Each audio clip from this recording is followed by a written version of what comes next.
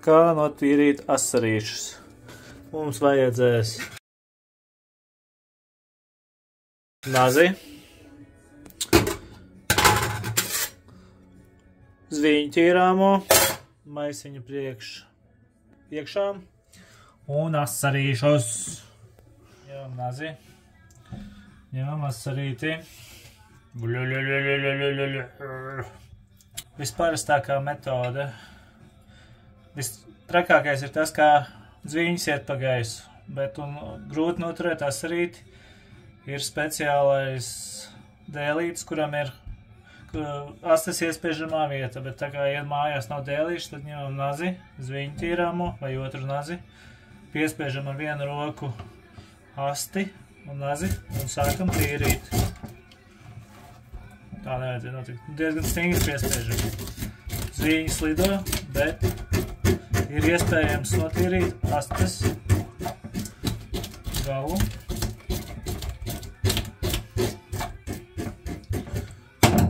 Un tālāk var paņemt aiz galvas un notīrīt atlikušo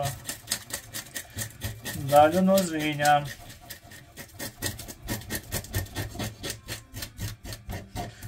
Tīrām rūpīgi, jo pašiem būs jāēd.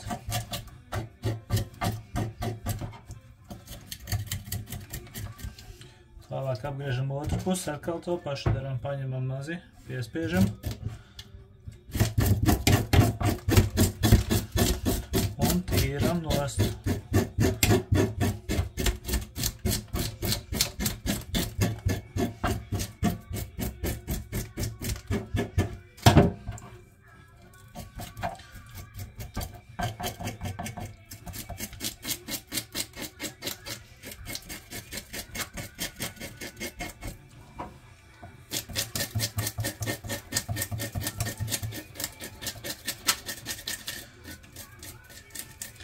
Tiesa, sieva vai draudzene nebūs priecīgas, jo zviņas lido uz visām pusēm. Vai arī draugi.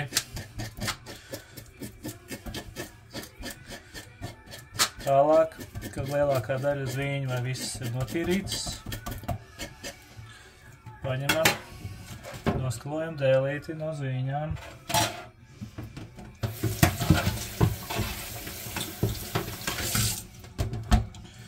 Noskalojam asarīti.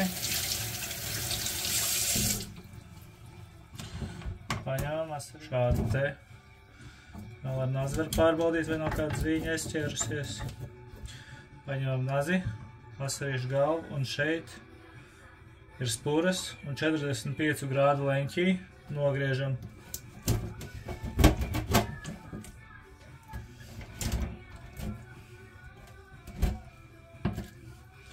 Galvu izmetam ārā, veicam iegriezumu līdz anālajai atverei. Šis asaris ir mātīte. Tas nozīmē, ka var ikrus izmantot cepšanai un arī pagatavot. Un šādi te vienkārši iztīram ārā vienu pusi no iekšā un otru pusi.